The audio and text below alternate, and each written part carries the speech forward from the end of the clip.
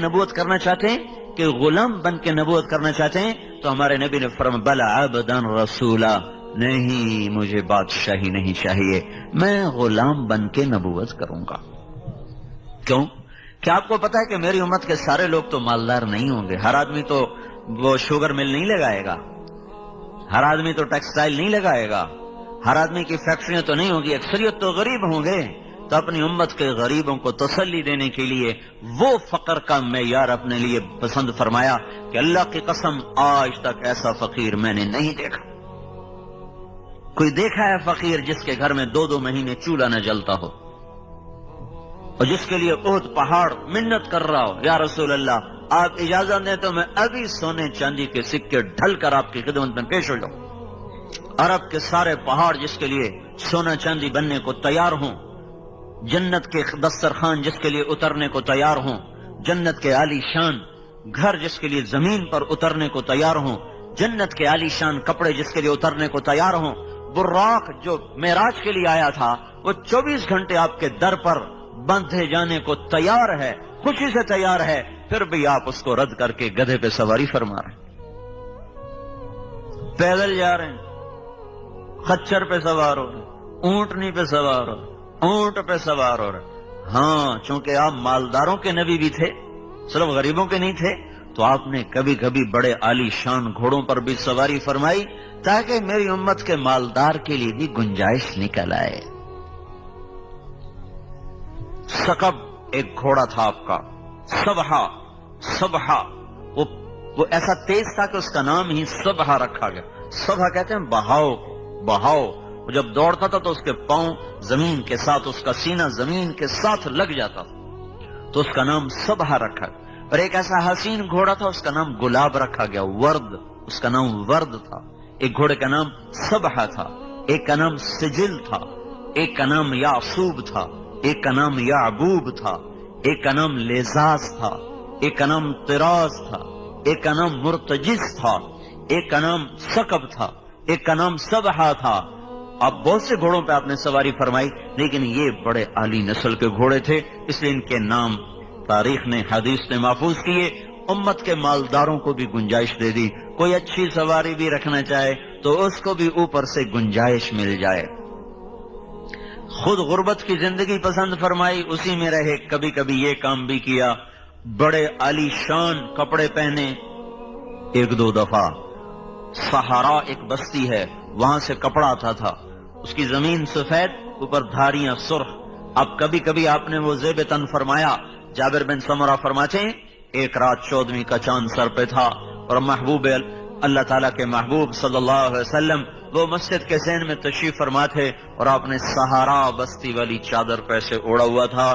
تو جابر بن سمرہ فرماتے ہیں کبھی میں چاند کو دیکھتا، کبھی آپ کو دیکھتا، تو مجھے آپ چاند سے زیادہ حسین نظر آ رہے تھے، اور آپ چاہتے تو ہر وقت یہ کپڑا پہن سکتے تھے۔ پہن کے اتار دیا اپنی امت کے مالداروں کو گنجائش دینے کے لیے، خود وہی فقر کے کپڑے، فقر کا لباس، پیوند لگا ہوا لباس وہی اختیار فرمایا۔ اور قیامت کے دن انس نے پوچھا یا رسول اللہ قیامت کے دن آپ کہاں ہوں گے؟ تو آپ نے فرمایا میں اپنی امت کے غریب لوگوں میں کھڑا ہوں، ابغونی فی ضعفائکم، میں اپنی امت کے غریبوں کے ساتھ ہوں۔ تو اللہ کے بعد محسن اعظم ہیں حضرت محمد صلی اللہ تعالی علیہ وسلم، جن کو سب کچھ اللہ نے دیا، اور پھر انہوں نے کہا نہیں یا اللہ مجھے نہیں چاہیے، مجھے نہیں چاہیے، کون سی ساری امت میری مالدار ہوگی؟ الٹا اوروں کے لیے دعا کی، اللہم انہم جاع فاشبعہم، یا اللہ میری امت بھوکی ان کو کھانا کھلا، عراۃ فاکسہم، یہ ننگے ہیں یا اللہ ان کو کپڑے پہنا، یا اللہ ان کے لیے تو دنیا اور آخرت بھلی کر دے، اور اپنے لیے اور اپنی اولاد کے لیے کہا اللہم اجعل رزق آل محمد قوتا، یا اللہ آل محمد کی روزی تھوڑی کر دو۔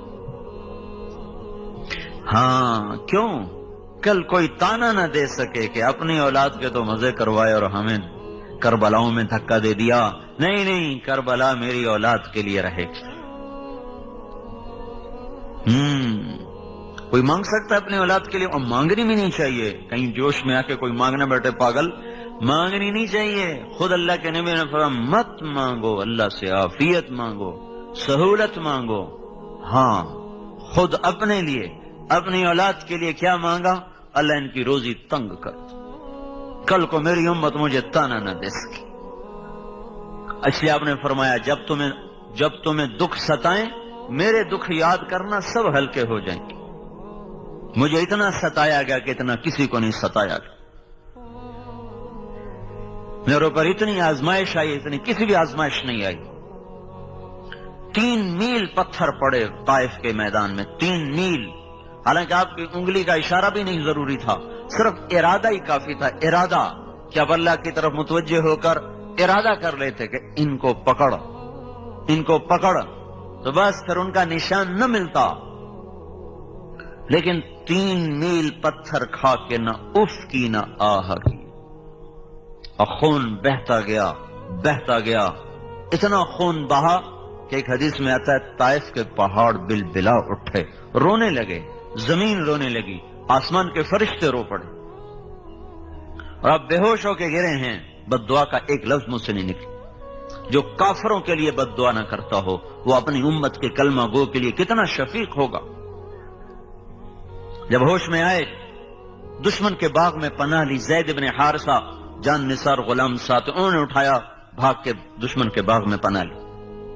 جس کو دیکھ کر دشمن بھی رو پڑے ہوں، اس کی امت اسی کی سنتوں پہ چھریاں پھیرتی۔ اے ہے زندگی کی ہر طرز میں دوری دھار کا خنجر ہے جو میرے آپ کے ہاتھ میں ہے، اور سارے وار حضور کے طریقوں پر ہی ہو رہے ہیں۔ کہ کہتے ہیں سنت ہی کیڑی گل ہے جی، کرو تو ثواب ہے، نہ کرو تو گناہ تو کوئی نہیں۔ یہ چلتی مل کا ایک پرزہ خراب ہو جائے چلتی رہے گی، سائرن بجنے لگ جائیں گے، فالٹ آ گیا ہے، وہ کہا جو کوئی نہیں ایک پرزے کی خیر ہے، کوئی نہیں چلنے دو، ایک پرزے کی خیر ہے، ٹھیک ہو تو بھی ٹھیک ہے، خراب ہو تو بھی ٹھیک ہے، اگلے دن ساری مل کا بھٹا بیٹھا ہوگا۔ تو اللہ کے محبوب کی سنت ایک پرزے سے بھی زیادہ سستی ہے۔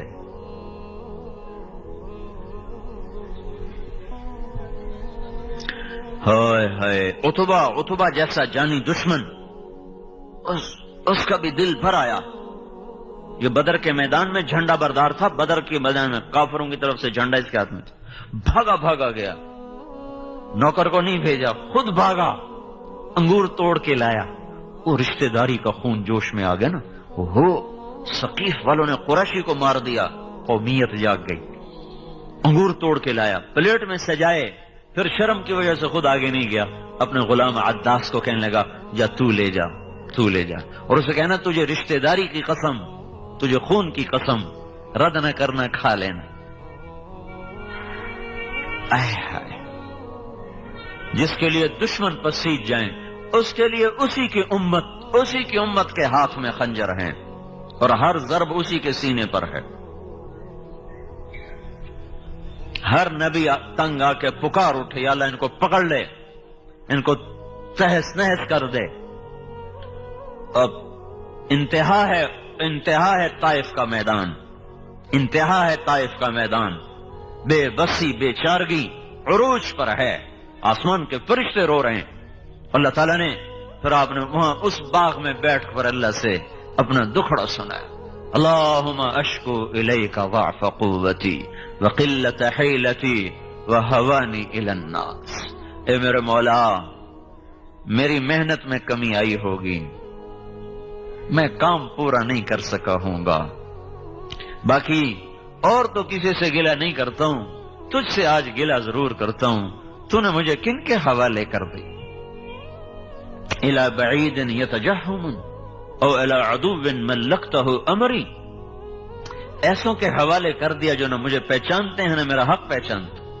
یہ ایسے دردناک کلمات تھے کہ اللہ پاک محبت جوش مار اٹھے، اور فرشتہ پہاڑوں کا بھی آ گیا، جبریل بھی آ گیا کہ یا رسول اللہ حکم دیں اطبق علیہم الاخشبین، میں انہیں بیچ میں ڈال کے 2 پہاڑوں کے اندر چکی کی طرح پہاڑوں کو چلا دوں گا اور ان کو پیس کے رکھ دوں گا۔ آپ نے کہا نہیں لعل اللہ یخرجہم، اصلا بہم من یوحد اللہ. اگر یہ ایمان نہیں لائے تو اللہ ان کی نسل میں کوئی ایسا پاک پیدا کر دے گا جو ایمان لائے. تو اس پر پہاڑوں کے فرشتے نے کہا صدق اللہ، سچ کہا میرے اللہ نے جس نے آپ کا نام رکھا ہے رؤوف الرحیم، بالمؤمنین رؤوف الرحیم. سچ کہا میرے اللہ نے، آپ واقعی رؤوف الرحیم. تو میرے بھائیوں، دوسری بات ہم یہ عرض کر رہے ہیں کہ حضرت محمد صلی اللہ تعالی علیہ وسلم کی پاکیزہ اور مبارک زندگی کو اپناؤ، ان سے بڑا محسن کوئی نہیں ہے. زندگی ان کی ساری محفوظ ہے، موجود ہے، کھلی کتاب کی طرح، روز روشن کی طرح.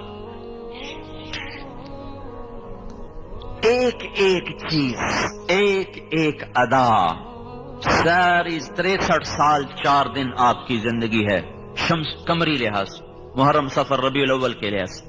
61 برس 2 مہینے 23 دن آپ کی زندگی ہے، جنوری فروری کیلنڈر کے لحاظ سے. 22,330 دن اور 6 گھنٹے ہے وہ ایام کے لحاظ سے. اس میں نبوت کے 23 برس 8,156 دن بنتے ہیں. ان 22,330 دن اور 6 گھنٹے کی ہر صبح، ہر شام، ہر دوپہر، ہر عصر، ہر مغرب، ہر عشاء، ہر پل پل کی پوری خبر اللہ تعالیٰ نے کائنات کے صفحات پہ بکھیر دی ہے. کتابیں مٹ بھی جائیں تو اللہ نے ایسے لوگ آج بھی پیدا کیے ہیں جو سینوں سے حضور کی سیرت کو دوبارہ زندہ کر کے لکھ کے دکھا دیں گے. یہ نہیں کہ کوئی رہبر نہیں ہے، رہبر تو موجود ہے، چلنے والا کوئی نہیں ہے، راہ رو منزل کوئی نہیں، ہادی رہبر موجود ہے. تبھی تو آپ پر نبوت کو ختم کر دیا گیا. اب کوئی نبی نہیں آئے گا، جو آئے گا وہ دجال ہوگا. کہ اب آپ کی زندگی مٹ نہیں سکتی، آپ کی سیرت چھپ نہیں سکتی. قیامت تک کے لیے آپ کی زندگی کو اللہ تعالیٰ نے ایسے محفوظ کیا کہ میں ہر جگہ حضور کا نسب اس لیے سنا، کوئی اپنے حافظے کے لیے نہیں سناتا ہوں یا کوئی اپنے علم کے روب کے لیے نہیں سناتا ہوں. 2 وجہ ہیں. ایک تو یہ بتانا چاہتا ہوں کہ اللہ کے نبی کی پوری زندگی کھلی کتاب کی طرح موجود و محفوظ ہے، روز روشن کی طرح محفوظ ہے. کوئی اس میں کسی جگہ بھی خفا نہیں ہے. جس کی 10,000 سال کی زندگی جو پیچھے ہے، جب وہ محفوظ ہے تو اگلی زندگی کیسے چھپ جائے گی؟ پر تلاش تو کرو، تلاش تو کرو. تمہیں ضرور گنے خریدنے اور بیچنے کا فکر چڑھا ہوا ہے، اور ڈگریاں لینے اور بنانے کا فکر چڑھا ہوا ہے. پیسہ پیسہ پیسہ، کتنا کو لے جانا چاہتے ہو بھائی؟ پیسے کے پیچھے بھاگ رہے. کوئی آؤ بھائی وہ محمد مصطفیٰ کے غلام بن کے بھاگیں، کوئی دوڑ لگانے کا مزہ تو آئے. یہ بھی کوئی دوڑ ہے؟ لگا لگا لگا لگا لگا کے جب نشان پر پہنچے تو آگے قبر کا گڑھا تھا، اس میں گم ہو گئے، اور ساری جیت اوروں کو دیکھ کے خود بازی ہار کے جا کے ایسا مٹ گئے کہ تو ہرس و حوث کو چھوڑ میاں، مت دیس بدیس پھرے مارا، قزاق اجل کا لوٹے ہے، دن رات بجا کر نقارا، کیا بدیا بھینسا بیل شتر، کیا گونی پلہ سر بھارا، کیا گیہوں چاول موٹ مٹر، کیا آگ دھواں اور انگارا، سب ٹھاٹ پڑا رہ جائے گا جب لا چلے گا بنجارا. مرتے ہی بازی ہار گئے، ساری چیزیں پرائی ہو گئیں. آؤ بھائی غلام مصطفیٰ بننے کی دوڑ لگائیں، غلام مصطفیٰ بننے کی دوڑ لگاؤ کہ زندگی کھلی کتاب کی طرح موجود. 80 دادیں ہیں، باپ سے لے کر آدم تک سب محفوظ ہیں. محمد صلی اللہ علیہ وسلم بن عبداللہ کے بیٹے ہیں، بن عبد المطلب، بن ہاشم، بن عبد مناف، بن قصی، بن کلاب، بن مرہ، بن کعب، بن لوی، بن غالب، بن فہر، بن مالک، بن نضر، بن کنانہ، بن خزیمہ، بن مدرکہ، بن الیاس، بن مضر، بن نزار، بن معد، بن عدنان، بن اد، بن ہمیسع، بن سلامان، بن عوس، بن بوز، بن قموال، بن ابی، بن عوام، بن ناشد، بن حزا، بن بلداس، بن یدلاف، بن طابخ، بن جاہم، بن ناحش، بن ماخی، بن عیفی، بن عبقر، بن عبید، بن الدعاء، بن حمدان، بن سنبر، بن یثربی، بن یحزن، بن یلحن، بن ارعوا، بن عیدی بن ذیشان، محمد صلی اللہ علیہ وسلم بن عبداللہ، عبداللہ کے بیٹے ہیں، بن عبد المطلب بن ہاشم بن عبد مناف بن قصی بن کلاب بن مرہ بن کعب بن لوی بن غالب بن فہر بن مالک بن نضر بن کنانہ بن خزیمہ بن مدرکہ بن الیاس بن مضر بن نزار بن معد بن عدنان بن اد بن حمیسع بن سلامان بن عوس بن بوز بن قموال بن ابی بن عوام بن ناشد بن حزا بن بلداس بن یدلاف بن طابخ بن جاہم بن ناحش بن ماخی بن عیفی بن عبقر بن عبید بن الدعاء بن حمدان بن سنبر بن یثربی بن یحزن بن یلحن بن ارعوا بن عیدی بن ذیشان بن عیسر بن اقناد بن ایہام بن مقصر بن ناحف بن زارح بن سمی بن مزی بن عوض بن عرام بن قیدار بن اسماعیل بن ابراہیم بن آذر بن ناحور بن سروج بن رعو بن فائج بن عابر بن ارفخشاد بن سام بن نوح بن لامک بن متوشالح بن ادریس بن یارو بن ملہل ایل بن قینان بن آنوش بن شیسر بن آدم علیہ السلام۔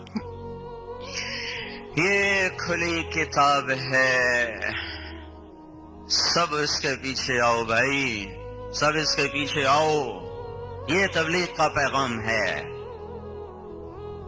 اور دیکھو ہمارے ہاں نا، مجھے یہ خیال نہیں آیا، ہم لوگ ذمہ دار ہیں، لوکل ذمہ دار۔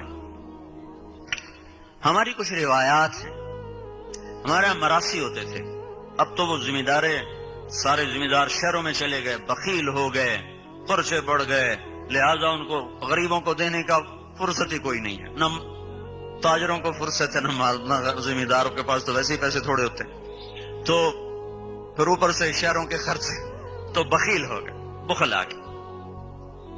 ایک شاعر سے نے شاعری چھوڑ دی، کسی نے کہا تو نے شعر کیوں چھوڑ دیے؟ فقالوا هجرت الشعر قلت ضرورة باب الدواعي والبواعث مغلق خلت الديار فلا کریم يرتجى منه النوال ولا مليح يعشق۔ میں کس بات پہ شعر کہوں؟ وہ کہنے لگے یہ لوگ مجھ سے کہتے ہیں کہ تو نے شاعری کیوں چھوڑ دی؟ تو میں کہتا ہوں شاعری کے لیے تو کچھ اسباب ہوتے ہیں جس پر آدمی پر آمد ہوتی ہے، پھر زبان پہ وہ جاری ہوتا ہے، تو اسباب ختم ہو گئے۔ کا کیا اسباب ہیں؟ کہ یا تو کوئی معشوق ہو جس کے عشق میں آدمی بے قرار ہو کر شعر کہے، تو دنیا حسینوں سے خالی ہو گئی، سرخی پاؤڈر رہ گئے، سرخی پاؤڈر کا بھی کوئی حسن ہوتا ہے، پلاسٹک سرجری رہ گئی اس کا بھی کوئی حسن ہوتا ہے۔ اور دوسری وجہ ہوتی ہے کوئی سخی ہوتا ہے اور جس کی تعریف کر کے کچھ ملتا ہے تو پیسہ سارا کنجوسوں کے پاس چلا گیا ہے، دنیا سخیوں سے خالی ہو گئی ہے، تو میں کس کی تعریف میں شعر کہوں؟ کوئی سخی نہیں ملتا کہ اس کی تعریف میں شعر کہوں، کوئی معشوق نہیں ملتا کہ اس کے عشق میں شعر کہوں۔ تو اللہ تعالیٰ جب ناراض ہوتے ہیں تو پیسہ بخیلوں کو دے دیتے۔ موسیٰ علیہ السلام نے پوچھا یا اللہ تیرے ناراض ہونے کی نشانی کیا ہے؟ تو اللہ نے کہا 3 نشانیاں۔ کیا؟ کہ میں بارش کروں گا جب موسم نہیں ہوگا، اور جب موسم ہوگا تو روک لوں گا، حکومت بے وقوفوں کو دوں گا، اور پیسہ بخیلوں کو دوں گا۔ اور ایک بخیل کا بھی پیر ہوتا ہے، وہ ہوتا ہے شحیح۔ بخیل تو وہ ہوتا ہے جو اپنے اوپر خرچ کرے اوروں پہ نہ کرے، اور شحیح وہ ہوتا ہے جو نہ اپنے اوپر خرچ کرے نہ اوروں پہ خرچ کرے، ویک کے خوش ہوں، لکھ ہو گیا، ان کروڑ ہو گیا، ان ارب ہو گیا، بیڑی بڑھیا ہر جگہ چھڑ کے مر جاؤں نہیں، وہ اسی میں خوش ہوتا رہتا ہے، نہ اپنے اوپر خرچ کرتا ہے نہ اوروں پہ خرچ کرتا ہے۔ پھر موسیٰ علیہ السلام نے پوچھا یا اللہ جب تو خوش ہوتا ہے تو کیا کرتا ہے؟ کہ جب میں خوش ہوتا ہوں تو بارش وقت پہ کرتا ہوں، حکومت سمجھداروں کو دیتا ہوں، پیسہ سخیوں کو دیتا ہوں۔ تو بھی آج پیسہ بخیلوں کے پاس ہے، حکومت نکموں کے پاس ہے، اور بارشیں کا نظام خود بخود دیکھ رہے ہو، بے وقت کی بارشیں ہیں۔ تو یہ اس بات کا اعلان ہے کہ اللہ ناراض ہے جو کہہ رہا ہے توبہ کرو، منا لو اپنے رب کو، منا لو اپنے آقا کو، منا لو اپنے اللہ کو، کہ یہ جہان بھی بنے اور وہ جہان بھی بنے۔ تو ہمارے وہ مراسی جب آتے تھے نا ہمارے ڈیروں پر، ان کا کوئی کام نہیں ہوتا تھا، صرف پیو دادے پڑدادے دا نا چاونا، دو دی تعریف پٹھی سدھی کرنی، اپنی بوری دانے دے لیتے گئے۔ ہمیں بھی پتا تھا صرف ہماری جھوٹی تعریف کرتے ہیں، لیکن وہ جھوٹی تعریف پر بھی ایسا خوش ہو جاتے تھے، چل بھائی بوری بھر دے بھائی انو دانے دے بھائی۔ یہ ترتیب چلی آ رہی، اب ٹوٹ گئی۔ تھوڑا بہت میں نے اس کو باقی رکھا ہوا ہے، جب انہوں نے میرا پتہ چلتا وہ آ جاتے، جو ہی وہ دروازے سے داخل ہوں گے ہمارے ڈیرے کے، اتھو نہ دہاتو سے میاں طارق جمیل دے دے رے قائم، میاں اللہ باغ دے دے رے قائم، نہ میرا پیو قائم رہا نہ میں قائم رہوں گا۔ یہ کتنا بڑا جھوٹ ہے، کتنا بڑا جھوٹ ہے۔ میاں عنایت علی دے دے رے قائم، میاں گانے دے دے رے قائم، وہ آگے بھی جاتا ہے، میں تو آگے نہیں جانتا ہوں۔ ان کا کام ہی یہی تھا، حالانکہ نہ پردادا قائم رہا، نہ دادا، نہ پیو، نہ میں، ہر مر جاؤنا ہے۔ لیکن اس جھوٹی تعریف پر بھی نہ پیو دادے کی نسل سن کے، تعریفیں سن کے ہم خوش ہو کے خواہ مخواہ ان کو دے رہے۔ عام فقیر آتا ہم 10 روپے دیتے، وہ آتے ہیں بدبخت 100 روپے لے کے جاتے۔ ابھی عید پہ کہنے لگا ایسا ریتا میں رتا نوٹ نہیں لینا، ساوا نوٹ لینا، کہنا ابھی 500 لے۔ تو مجھے یہ خیال آیا پتہ نہیں تبلیغ قبول ہے کہ نہیں ہے، نمازیں قبول ہیں کہ نہیں ہیں، اور چلو اللہ کے نبی کے میراثی بن جائیں، اس کے پیو دادے کی جس پڑھیں، اس کا نام بلند کریں۔ ہم چھوٹے سے ذمہ دار ہو کر آج تک اپنے میراثیوں کو پال رہے ہیں، کل ہم یہ کہہ تو سکیں گے یا رسول اللہ تیرے میراثی بن کے زندگی گزارے۔ عمل کوئی نہیں، عمل کوئی نہیں ہے۔ اور پھر جو ممبر پہ بیٹھ جائے وہ تو ویسے ہی پھنس جاتا ہے، وہ یہ دعویٰ کر ہی نہیں سکتا کہ میں مخلص اور اخلاص والا ہوں۔ مجھے آپ کے اخلاص پر تو قسم کھانے کو میں تیار ہوں، آپ پر میں قسم کھانے کو تیار ہوں۔ اب سارے اللہ کے لیے آئے بیٹھو، میں اپنے اوپر قسم کھانے کو تیار نہیں، مجھے نہیں پتا کب میرا نفس میرے ساتھ کھیل کھیل جائے۔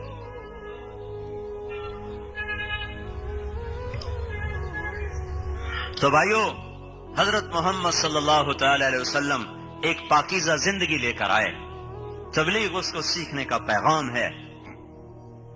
پھر ہمارے نبی آخری نبی بن کر آئے، یہ خصوصیت ہے ہمارے نبی کی، ہمارے نبی آخری نبی بن کر آئے۔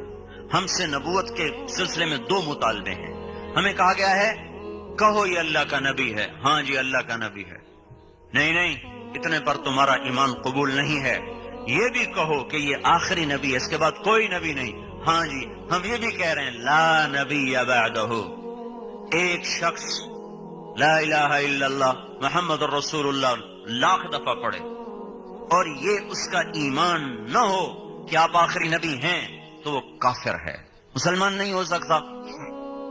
تو ختم نبوت کے برابر مساوی عقیدہ ہے، مساوی عقیدہ ہے۔ یہ 2 ستون کھڑے نا، یہ گرا دینا تو یہ شامیانہ گر جائے گا، یہ گرا دیں تو بھی گر جائے گا۔ تو ہمارے کلمے میں 4 جز ہیں، کلمے میں 4 جز، 3 ظاہر، چوتھا باطن، 3 لفظوں میں، چوتھا معنی میں، 3 لکھنے میں، چوتھا عقیدے میں، 3 لکھنے میں ہے، چوتھا عقیدے میں ہے، 2 نفی ہیں، 2 اثبات ہیں۔ لا الہ الا اللہ محمد الرسول اللہ، یہ تو کلمہ یہاں ختم ہو گیا۔ لا نبی بعدہ، کوئی معبود نہیں اللہ کے سوا، محمد صلی اللہ علیہ وسلم اللہ کے رسول ہیں، بات یہاں ختم ہے الفاظ کے لحاظ سے، لیکن عقیدے کے لحاظ سے ابھی ختم نہیں ہوئی۔ یہ بھی ساتھ مانو کہ آپ آخری نبی ہیں اور آپ کے بعد کوئی نبی نہیں۔ یہ لا نبی بعدہ کا جو لفظ ہے یہ کلمے کے اندر اس طرح چھپا ہوا ہے جیسے میرے جسم میں روح چھپی ہوئی ہے، میری ہر حرکت میری روح کے مرہون منت ہے، روح نکل جائے تو میں ابھی میت ہوں۔ لا کلمے میں سے لا نبی بعدہ کا عقیدہ اگر نکل جائے تو ہمارا کلمہ میت بن جائے گا، مردہ ہو جائے گا، یہ کلمہ ایمان نہ رہے گا، یہ کلمہ ایمان نہ رہے گا جب تک اس عقیدے کو دل میں نہ اتارا جائے اور اس کی روح کو کلمے کے الفاظ میں نہ ڈالا جائے۔ تو 4 حصے ہو گئے، 2 نفی، لا الہ یہ نفی ہے، لا نبی بعدہ یہ نفی ہے، الا اللہ یہ اس بات ہے، محمد الرسول اللہ یہ اس بات ہے. ان چار چیزوں کے چار مطالبے ہیں. لا الہ، لا الہ کا مطالبہ ہے کبھی کسی کے سامنے ہاتھ نہ پھیلاؤ، کبھی کسی کو مدد کے لیے مت پکارو، کبھی کسی کے سامنے سر نہ جھکاؤ، کبھی کسی کے آگے ماتھا نہ جھکاؤ. الا اللہ کا مطالبہ یہ ہے کہ ہاتھ اسی کی طرف اٹھاؤ، اسی کو مدد کے لیے پکارو. فلا تدعوا مع اللہ احدا، جب اللہ موجود ہے تو اللہ کو چھوڑ کر کسی کو مت پکارو، کسی کو مت صدا دو، ندا دو. تو اور یہ ماتھا صرف اللہ کے سامنے جھکاؤ، یہ صرف زمین پہ سر رکھا جائے گا، اللہ کو سامنے رکھ کر یہ کسی کے آگے سر نہیں جھکے گا، نہیں جھک سکتا، یہ صرف اللہ کے سامنے جھکے گا یہ سر. اور محمد تغلق جو تھا نا بڑا خر دماغ بادشاہ تھا، تو اس نے بڑے عجیب عجیب حکم نافذ کیے تھے. اس کے دربار میں آ کر یوں سر جھکانا ضروری تھا، یوں سر جھکانا ضروری. خواجہ نظام الدین اولیاء رحمت اللہ علیہ اس نے بلوایا تو یہ کسی کے سامنے نہیں سر جھکاتے، میں ابھی بندوبست کرتا ہوں. تو اس نے دروازہ بنوایا، اس کے بیچ میں چھوٹا دروازہ لگا دیا جس میں آدمی یوں کر کے یوں آگے خود بیٹھو.